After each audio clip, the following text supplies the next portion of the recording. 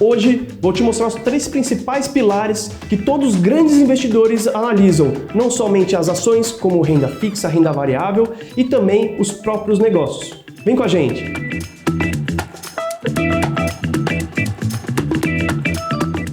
Primeiro pilar, liquidez. Liquidez nada mais é do que a arte de você transformar o seu investimento em dinheiro líquido para você comprar suas coisas. Só que o que acontece? O que é a liquidez de verdade em palavras simples? Eu gosto de trazer um exemplo em sala de aula, que é você comprar um carro e vender um carro. Por exemplo, o Thomas aqui, ele decidiu comprar um carro, foi lá, comprou lá seu carrinho estiloso, e o que ele faz agora? Esse investimento, esse ativo que ele comprou aqui, a gente está dando o exemplo do carro, no momento que eu, Thomas, quero fazer uma compra no supermercado, eu não posso entregar meu carro lá e falar, tá aqui, deu 50 mil reais, toma aqui o meu carro e me passa as compras. Eu tenho que entregar dinheiro.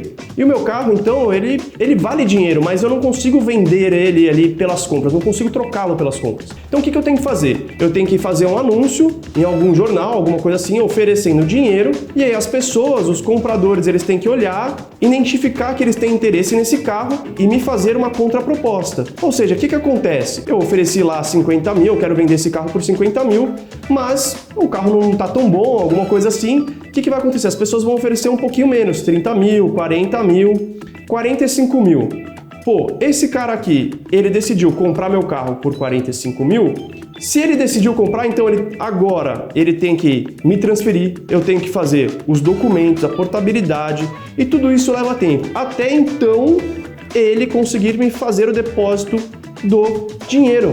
Tudo isso leva em torno de, 15 dias, 30 dias. E isso quer dizer que meu investimento do carro aqui, o tempo para eu liquidar o meu carro é de 30 dias ou de 15 dias. No mercado de investimentos, a gente utiliza a mesma maneira para você liquidar o investimento, só que a gente tem alguns termos técnicos, como por exemplo, liquidação por D mais algum número. Então eu posso ter ativos que são D mais 0, ou seja, se você pedir ele no seu próprio dia ali, o dia útil, você tem o seu dinheiro em conta corrente já no mesmo dia. Às vezes tem uma limitação de horário, então se você pedir lá 3 horas da tarde, 4 horas da tarde, você não vai conseguir no mesmo dia. Mas no próximo dia útil você vai ter ali no primeiro horário de mercado já o dinheiro em saldo de conta corrente. Tem outros investimentos que são D mais 1, D mais 2, D mais 30, D mais 45 e até mesmo D mais 180, D mais 2 anos, D mais 5 anos. A primeira coisa que você tem que olhar, então, nesse pilar é quanto tempo o seu dinheiro fica preso sem ter a possibilidade de você liquidar seu ativo antes da data de vencimento. Vamos ao segundo pilar, que é a segurança. Em primeiro cenário, não existe investimento 100% seguro. Todo mundo pode falar até que a poupança é um investimento 100% seguro, mas até poupança aí, quem viveu alguns anos atrás sabe que não é tão seguro assim. Quando a gente fala de riscos e seguranças dentro de investimentos, a gente tem que analisar algumas questões, tá? Trouxe aqui para vocês uma série de riscos que a gente pode entendê-los e mitigar eles se for o caso de investimentos particulares. Trouxe uma série de riscos aqui para a gente entender um pouco mais sobre a segurança dos nossos investimentos. O primeiro risco que eu selecionei aqui para trazer para vocês é o risco de crédito. Todo mundo aqui tem aquele amigo que é caloteiro, que pede dinheiro emprestado e não paga. Isso é um risco de crédito e ele também existe no mercado de capitais. Por quê? Às vezes você pode emprestar o seu dinheiro para uma empresa, fazer um investimento naquela empresa e a empresa quebra, por exemplo. Se a empresa quebra, ela não vai conseguir honrar seus pagamentos. Então existe um risco de crédito aqui, que é realmente o risco da empresa te dar o calote. Ela não vai te pagar. Legal. Depois desse risco, a gente tem o risco Brasil. Risco Brasil nada mais é do que o risco soberano, o risco que a gente está aqui no Brasil. Ou seja, o que o Brasil traz de risco para a gente? O Brasil é um país gigante, exportador, a gente tem uma política muito instável, a gente tem uma economia muito instável, a gente está com uma moeda hoje um pouco mais desvalorizada. Então, quando a gente fala de risco Brasil, por exemplo, quando a gente analisa a Bolsa de Valores, principalmente as ações, quando o Bolsonaro fala alguma coisa, ou seja, o que o presidente fala, ou uma entidade política que tem poder de reverberar dentro da Bolsa de Valores, a gente vê que o mercado ele oscila. E não é porque a empresa desvalorizou, porque ela teve um prejuízo? É porque alguma força mais forte, geralmente uma onda política, ela traz um risco que está integrado ao nosso país. Por isso que se chama risco Brasil. O que é o risco mercado? O risco mercado nada mais é do que o risco de estar no mercado de investimentos. Então, por exemplo, se a gente está no ramo de metalurgia, aços, ferro, minério de ferro, alguma coisa assim. Se a commodity de aço, a commodity de ferro, ela desvaloriza a nível global, não é porque a empresa está desvalorizando, é porque a commodity, uma força maior de mercado desse setor, está arrastando o preço, tanto para cima quanto para baixo. Hoje a gente está indo numa alta onda ali de força compradora, né, de mercado touro para as commodities vinculadas a essa parte de minério de ferro. Então a gente está sentindo que as empresas que estão nesse setor estão rentabilizando bem. Mas por quê? Porque existe um risco-retorno ali calculado. Então passamos aqui qual é o risco de mercado. O que é o risco legal? Quem aí viu a Vale, por exemplo, ter o caso de Brumadinho ou a Petrobras no caso do Petrolão? São casos que, por questões legais, corrupção ou até mesmo embargamento de obra, podem ter um prejuízo na empresa. E aí o seu investimento aqui, geralmente nas debêntures, a gente vê um risco muito grande de riscos legais, é essa questão de pode ter alguma coisa tributária, pode ter uma coisa legal que pare aquela empresa. E aí você acaba sendo prejudicado no seu investimento. A liquidez, já como a gente já viu no primeiro pilar ali, é um risco também. Se eu tenho um carro que é um ativo ali ou um passivo, depende de como você utilizar esse investimento que você faz, e você quer vender ele e não tem nenhum comprador, você não tem liquidez de mercado, você tem um risco ali que possivelmente você não vai conseguir se desfazer do seu bem. E aí você não vai conseguir trazer o capital para o seu banco, né, para a sua conta corrente. Então o risco de liquidez é muito grande. A gente vê muito risco de liquidez principalmente em renda fixa, quando você vai comercializar no mercado secundário. A gente vê o risco de liquidez principalmente quando você vai negociar renda fixa no mercado secundário ou até mesmo em alguns fundos imobiliários ou algumas ações também, que tem pouca oferta e demanda, né? Você não tem compradores ou vendedores suficientes para você entrar na posição ou sair da sua posição.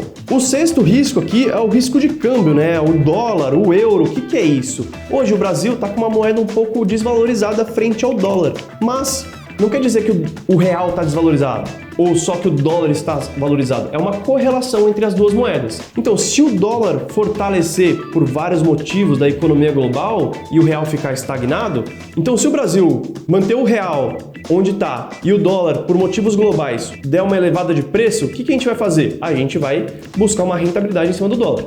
Mas também, por exemplo, o Biden está fazendo uma projeção aí financeira monstruosa, né, para o cenário americano, ele vai começar a injetar dinheiro. O que pode acontecer? Uma inflação nos Estados Unidos. Se acontecer isso, pode ter uma desvalorização do dólar frente ao mundo como um todo. E aí o que você vai? Tudo que é dolarizado, você pode ter uma recaída. Então, você estar atrelado ao investimento que tem um risco cambial, toda vez que o câmbio flutua, você também vai sofrer essa oscilação. Para liquidar esse risco, é simplesmente você pegar investimentos que não tem nada atrelado em outras moedas. Por fim, e muitas vezes um dos cenários mais importantes aqui, que eu gosto de falar em sala de aula, é o risco operacional. O risco operacional, de todos aqui que eu elenquei aqui nesse vídeo, é o mais importante. Por quê? Porque você que controla esse risco 100%. O que é o risco operacional? Nada mais é do que você fazer uma operação errada de compra e venda. Então imagina que você quer investir num fundo de investimento, você tem R$5.000 para investir e aí na hora de fazer a sua aplicação você digita lá R$50.000. O sistema tem alguns bloqueios ali de segurança e tudo mais, mas se você tiver R$50.000 na sua conta de saldo corrente e quiser aplicar 5.000, mas clicou 50.000, ele vai aplicar R$50.000. Agora imagina assim, você queria aplicar R$5.000, que é o dinheiro que você tem. Aí você digitou, sem querer, 50.000 num fundo de investimento que tem a liquidação de D mais 45 dias. Você vai ficar parado com esse dinheiro, rentabilizando no fundo que você escolheu, por 45 dias. E esse risco foi totalmente culpa sua. Então o erro operacional é onde você tem que ficar muito atento para não cometer nenhum erro como esse que eu te contei. Então o risco operacional nada mais é do que você operacionalizar errado o sistema, o home broker, a plataforma que você investe.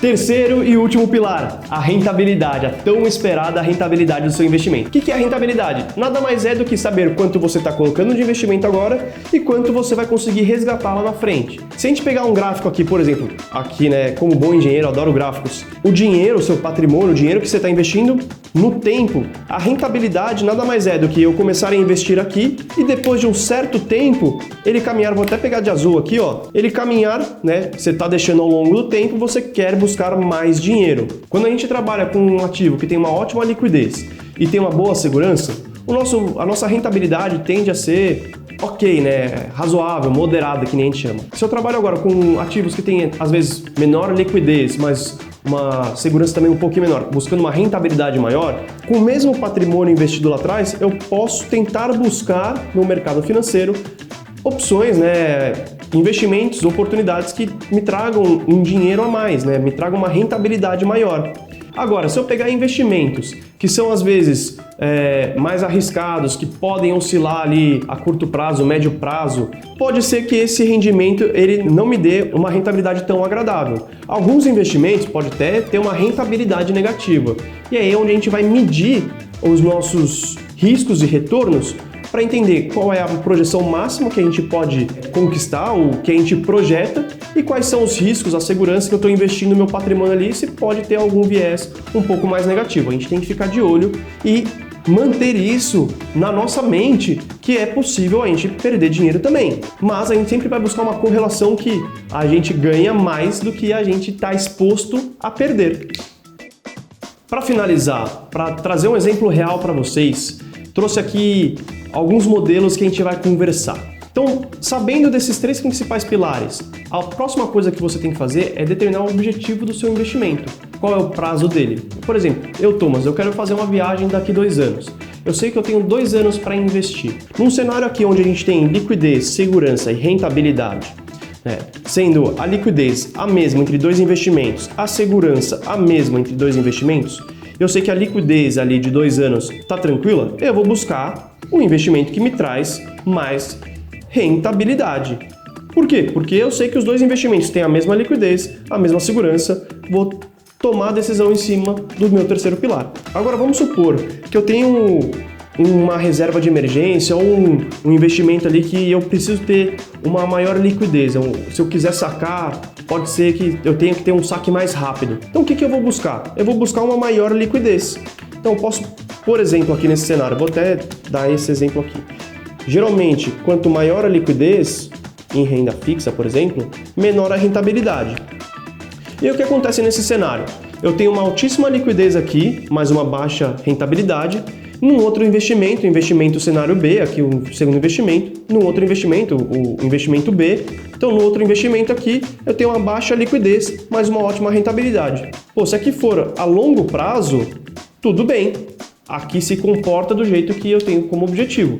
Agora, se eu precisar de alguma coisa mais a curto prazo, ou uma emergência, uma reserva de emergência aqui, o que eu vou optar? Eu vou optar por uma maior liquidez. E eu vou travar a maior liquidez com a maior segurança, né, todos os investimentos que eu tenho de oportunidade, e vou assegurar que tem maior rentabilidade. Agora, se eu preciso de alguma coisa mais a longo prazo, eu vou possivelmente baixar minha liquidez aqui, ver o que é seguro para projetar minha rentabilidade. Ou até mesmo aumentar minha segurança e diminuir minha rentabilidade.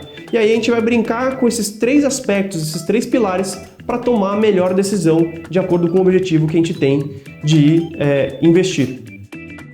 Moral da história: não existe investimento perfeito. Você tem que analisar esses 3 principais pilares. Vai ter horas para o seu objetivo, para o seu perfil, que investimento A vai ser melhor, investimento B vai ser melhor, investimento C vai ser melhor. Não tem nenhum problema isso acontecer, isso é natural e a gente tem que sentir os investimentos que a gente está fazendo. Se você tem alguma dúvida de como montar uma carteira ou como preparar um portfólio de investimentos para você, aqui no Mundo Invest a gente está repleto de outros conteúdos que a gente fez exclusivamente para você conseguir investir cada vez melhor. Eu sou o Thomas, seja bem-vindo ao nosso mundo.